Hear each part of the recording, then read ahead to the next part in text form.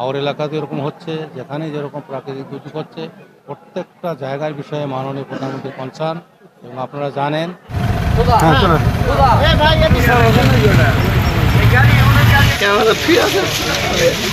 গত বুধবার দুপুরের পরে 2টা 2:30 টাইমে, 1:30 2টা হবে, এই টাইমে এই এলাকাতে একটি ঘূর্ণিঝড় বয়ে যায় এবং এই এলাকায় ব্যাপক ক্ষয়ক্ষতি হয়।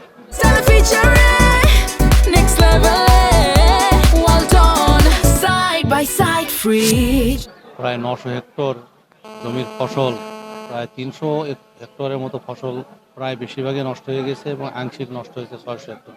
একইভাবে 350 মতো বাড়িঘর এখানে ক্ষতিগ্রস্ত হয়েছে, অনেক বাড়ি উড়ে গেছে, গাছ, কলা বাগান, লিচু বাগান সহ বাঁশঝাড় অনেক এগুলো উপড়ে গেছে এবং ক্ষতি হয়েছে।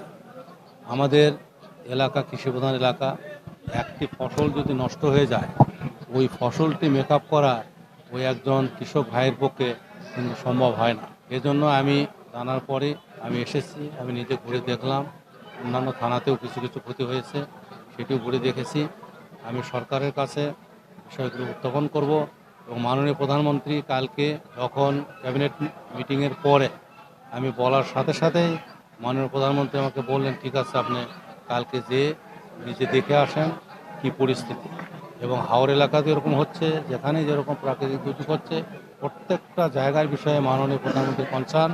এবং আপনারা জানেন যে মাননীয় প্রধানমন্ত্রী এ পর্যন্ত যে কর্মসূচিগুলো নিয়েছেন, ফ্যামিলি কার্ড, কৃষক কার্ড, ইমাম মুয়াজ্জিন সাহেব সহ অন্যান্য ধর্মের যে উপাসনালয়ের প্রধান যারা আছেন তাদের জন্য যে ভাতার ব্যবস্থা করা, খাল খনন, বৃক্ষরোপণ সবগুলোই কিন্তু গ্রামীণ, বেশিরভাগই গ্রাম ভিত্তিক এবং নিম্ন আয়ের মানুষ যারা, তাদেরকে যেন নগদ অর্থ দেওয়া যায় এবং তারা যেন আর্থিক সুবিধাগুলো পায়, তারা যেন জীবন ধারণের এক মিনিমাম যে রিকোয়ারমেন্টগুলো তারা যেন ফুলফিল করতে পারে।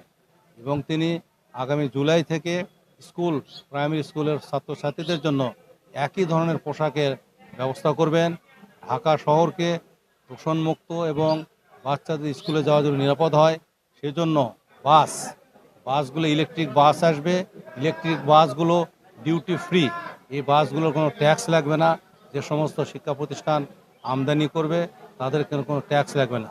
উনি প্রতিটি ক্ষেত্রেই যাতে সমাজের সাধারণ মানুষ, নিম্ন আয়ের মানুষ রাষ্ট্রের সুবিধাগুলো যায় সেই জন্য মানুষ দেখেছি। এবং এলাকার যে ক্ষয়ক্ষতিগুলো হয়েছে আমি আজকে সন্ধ্যায় আমি রিপোর্ট করব। ইনশাল্লাহ আমরা চেষ্টা করব এবং সরকারের পক্ষ থেকে যতটুকু সাহায্য সহযোগিতা এখানে নিয়ে আসা যায়।